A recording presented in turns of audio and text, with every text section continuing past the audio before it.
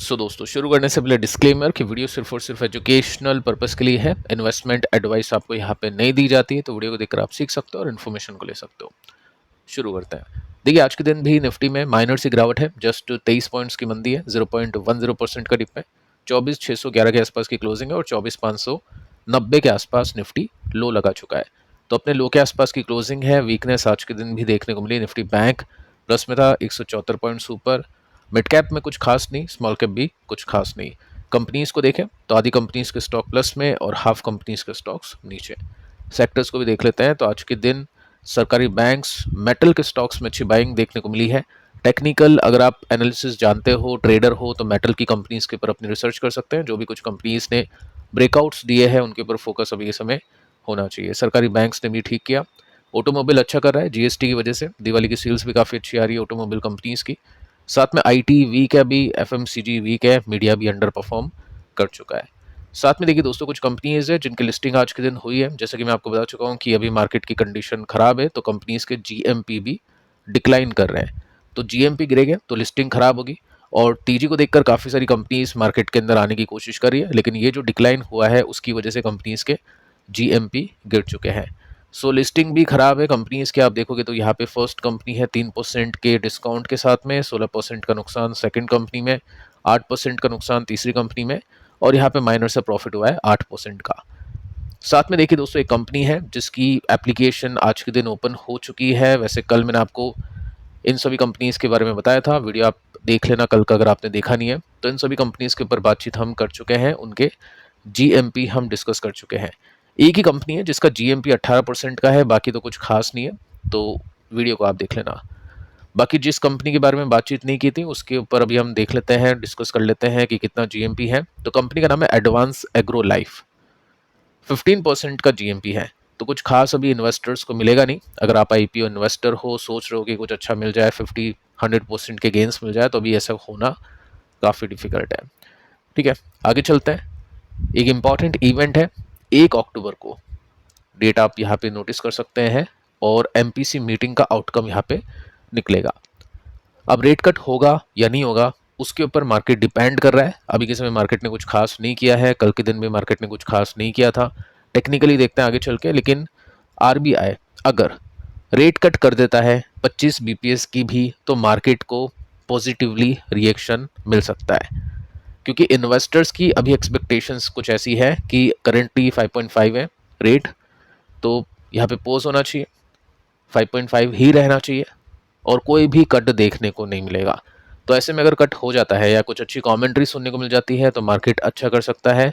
Otherwise ठीक है, market अभी कुछ नहीं करने के मूड में है, क्योंकि ऑलरेडी बड़ी गिरावट हम देख चुके हैं एक अच्छी तेजी के बाद में। तो देखते हैं अगले मूव किस तरह से आते हैं। अब देखिए टेक्निकल्स में देखते हैं इंडिकेशन कुछ कैसा है।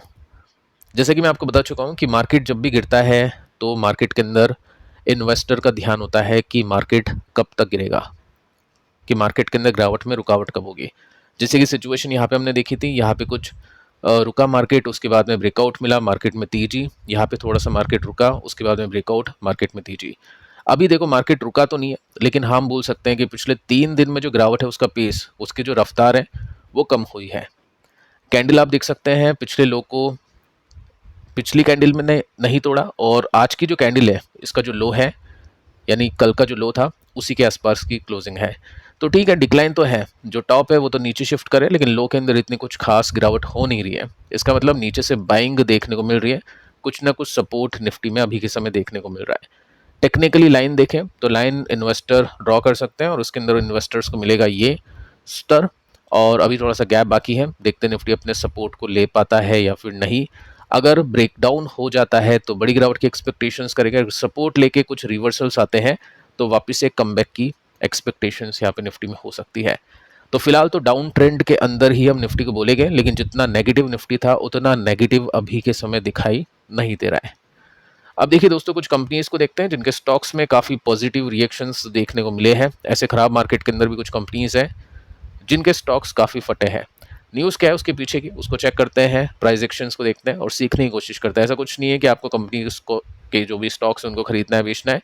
कोई कॉल टिप रिकमेंडेशन नहीं है, जस्ट मैं आपको बता रहा हूँ कि कौन कौन सी कंपनीज में कौन कौन सी न्यूज़ है और कंपनीज के टेक्निकल्स और फंडामेंटल एनालिसिस आप कैसे कर सकते हैं। तो देखिए दोस्तों, जो फर्स्ट कंपनी है इसका नाम है टाटा इन्वेस्टमेंट। 19% का जंप है, 20% के आसपास की तेजी। ब्रोकिंग एप्लीकेशन में देखोगे तो 16% के आसपास की क्लोजिंग है, बाकी 19-20% तक स्टॉक ऊपर चला गया था।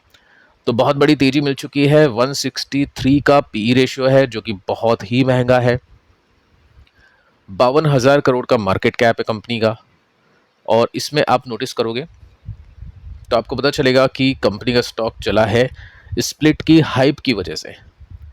स्प्लिट का और डिस्कशन अपन कर चुके हैं कि स्प्लिट का मतलब क्या होता है, कोई वैल्यू अनलॉक होती है क्या? ऐसा कुछ नहीं होता है। कंपनी का स्टॉक बस सस्ता हो जाएगा। 10,000 का स्टॉक है तो वो 5,000 का हो जाएगा, लेकिन वैल्यूएशन सेम रहेगी, मार्केट कैप सेम रहेगा, कोई चेंजेस उसमें नहीं होगा। स्टॉक अल्टीमेटली सस्ता नहीं होगा, कंपनी का ईपीएस वगैरह सब कुछ सेम रहने वाला है।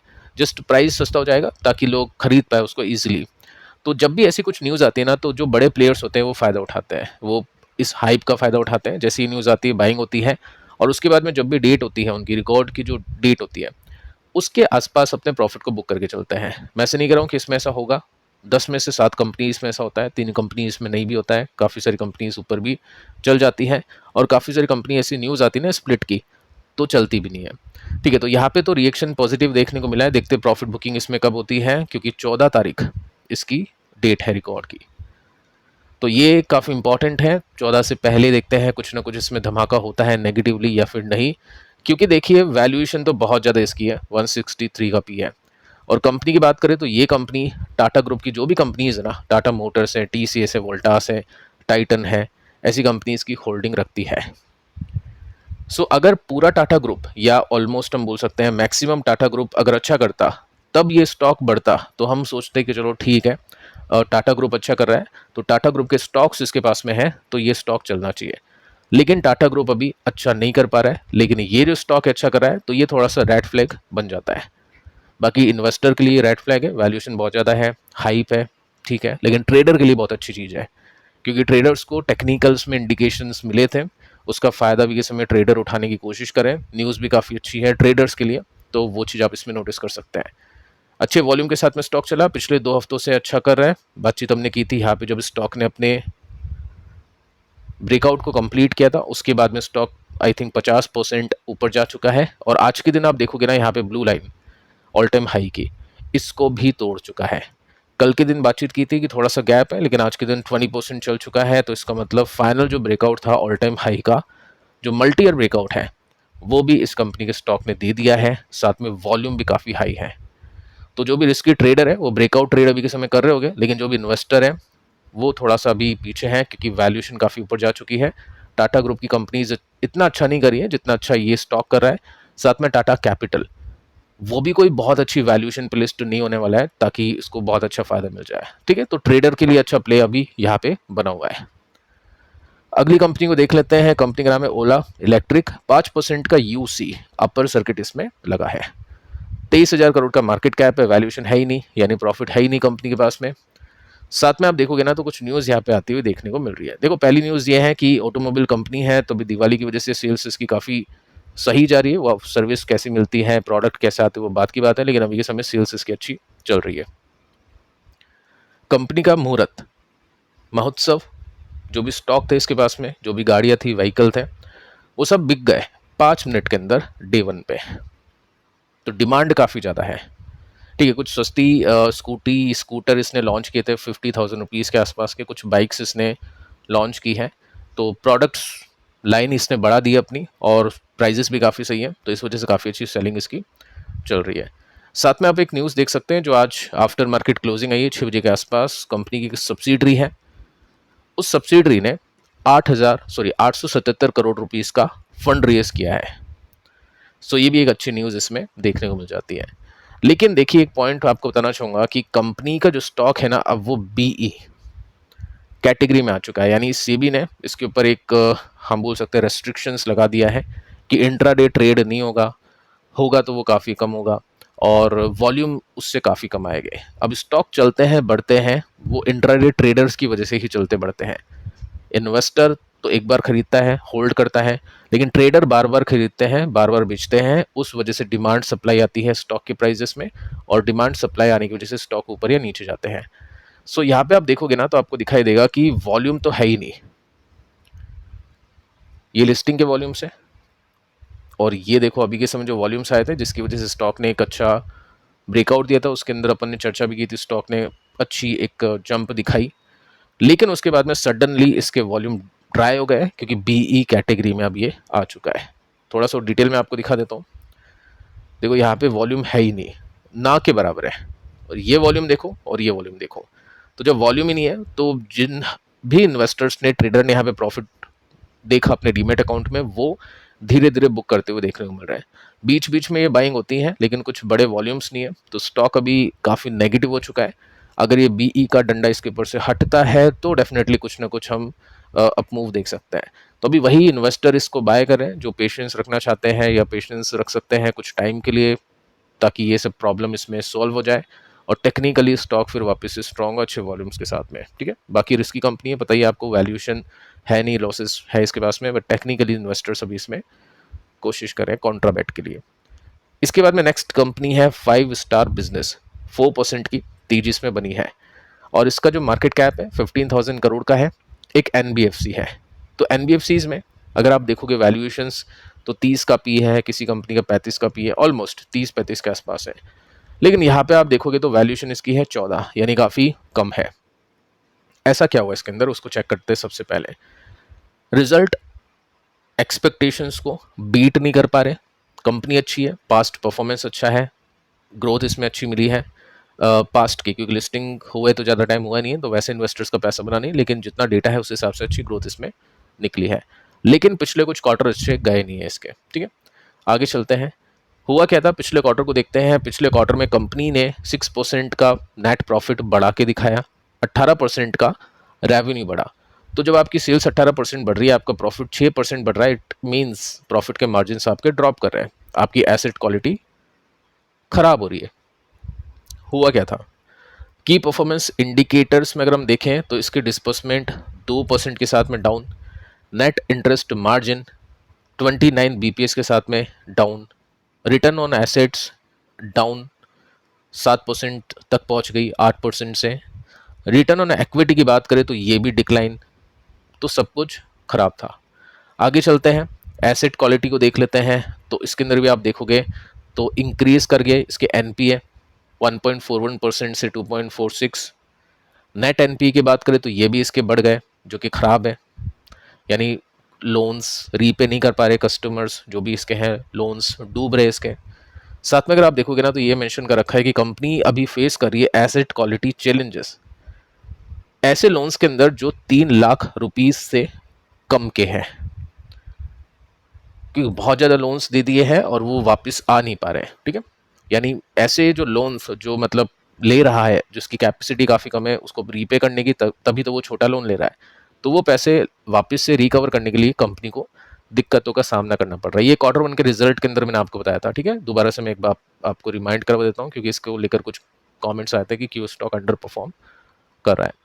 अब देखिए कंपनी ने क्या किया है, कंपनी ने क्या प्लानिंग की है कि हम क्या करने वाले हैं। तो कंपनी ने हायर टिकट साइज के ऊपर फोकस करना शुरू कर दिया है, यानी 3 लाख वाले लोन नहीं, बड़े लोन हम देंगे ऐसे लोगों को जो उसको रीपे आराम से कर पाए। कलेक्शंस के ऊपर कंपनी ने थोड़ा सा अच्छा फोकस किया है कि हम कलेक्शंस अच्छे से कर पाए। लीडरशिप के अंदर चेंजेस कंपनी ने किए हैं। ठीक है, तो वो टेक्निकल्स में तो अभी देखने को नहीं मिल रहा है। टेक्निकल्स में तो इन्वेस्टर को मतलब अभी है नहीं इसके ऊपर ट्रस्ट, कितना कुछ बोल दिया, अभी हम नहीं मानेंगे जब तक 1-2 क्वार्टर अच्छे नहीं दिखाओगे, जो कहते हो वो करके नहीं दिखाओगे, जब तक हम नहीं मानेंगे और उसको नहीं लेंगे, जब तक बेचते जाएंगे। सो टेक्निकली नेगेटिव है, यानी शॉर्ट टर्म के लिए तो डेफिनेटली ये नेगेटिव है, और ये जो इसका एक सपोर्ट था ये अब इसका रेसिस्टेंस है। जब तक इसके ऊपर आके टिकता नहीं है अच्छे वॉल्यूम के साथ में या अच्छे नंबर्स के साथ में, जब तक स्टॉक अभी नेगेटिव है, अगला सपोर्ट फिर हम इसको मान सकते हैं। कंपनी अच्छी है, टाइम अभी नेगेटिव है, तो शॉर्ट टर्म के लिए तो कुछ है नहीं, बाकी लॉन्ग टर्म के लिए कॉन्ट्राबेट अभी यहाँ पे हो सकती है, लेकिन रिस्की कंपनी है, मार्केट कैप कम है, वो सब चीज़ें इन्वेस्टर्स देख के चलते हैं। नेक्स्ट जो कंपनी है इसका नाम है बीकाजी फूड्स, 3% के साथ में स्टॉक उछला आज के दिन, 92 का इसका पी रेशियो है। इसके लिए भी मैं आपको थोड़ा सा याद दिलाना चाहूँगा कि कंपनी का स्टॉक गिरा था, क्रैश हुआ था, क्योंकि इसके प्रॉफिट के मार्जिन टूट गए थे, 15% से 8% के आए थे, प्रॉफिट काफ़ी बुरी तरह से गिरा था। उसके बाद में 8 का प्रॉफिट मार्जिन 12 का हुआ और उसके बाद में 15 का हुआ। तो इस क्वार्टर में कितने का होगा, इन्वेस्टर्स की एक्सपेक्टेशन है कि अच्छा कुछ हो सकता है, लेकिन अभी मार्केट खराब था तो स्टॉक अभी नीचे जा रहा है। बाकी कुछ फैक्टर्स हैं जो इसके प्रॉफिट के मार्जिन को बढ़ाने में कंट्रीब्यूट कर सकते हैं, वो मैं आपको बता देता हूँ। अभी जाके इसके कच्चे माल के प्राइजेस गिरे हैं, दालें हैं, तेल है, मैदा है, बेसन है, इनके मार्जिन्स, मतलब इनकी वजह से कंपनी के मार्जिन्स बढ़े हैं, तो वो एक प्लस पॉइंट है। साथ में कंपनी ने प्राइस को इंक्रीज किया है, जो भी इसकी नमकीन से प्रोडक्ट्स हैं उसके दाम बढ़ा दिए हैं, वो कंट्रीब्यूट करें मार्जिन की रिकवरी के अंदर। दिवाली है, फेस्टिवल है, तो नमकीन्स बिकती है। रूरल डिमांड अगर आप देखोगे, जो गांव के एरिया है वो भी अच्छी खासी डिमांड इसको दे रहे हैं। तो 3 फैक्टर्स हैं जिसकी वजह से कंपनी के प्रॉफिट के मार्जिन 8% से 15% आ चुके हैं। अब ये 15 का 16 होता है इस क्वार्टर में, यानी वो देखने की बात है। सो कंपनी का स्टॉक यहाँ से निकला बाहर और इस तरह से अप्स एंड डाउन्स के साथ में चल रहा है। स्टॉक अभी नीचे आया, थोड़ा सा बाइंग इंटरेस्ट देखने को मिला है। अगर अपने रेसिस्टेंस पर हिट करता है तो 16% इसको गैप मिल सकता है यहाँ पे, ठीक है। सो वो चीज़ है, देखते हैं नंबर्स कैसे आते हैं और किस तरह के परफॉर्मेंस कंपनी दिखा पाती है। बाकी दोस्तों इस वीडियो में इतना ही। पिछले दोनों वीडियोस आप देख लेना जो मैंने आपको कल दिए थे, इसके अंदर भी काफ़ी सारी कंपनीज के ऊपर डिटेल में स्टडी की है। मिलते हैं नेक्स्ट वीडियो में, तब तक के लिए बाय बाय।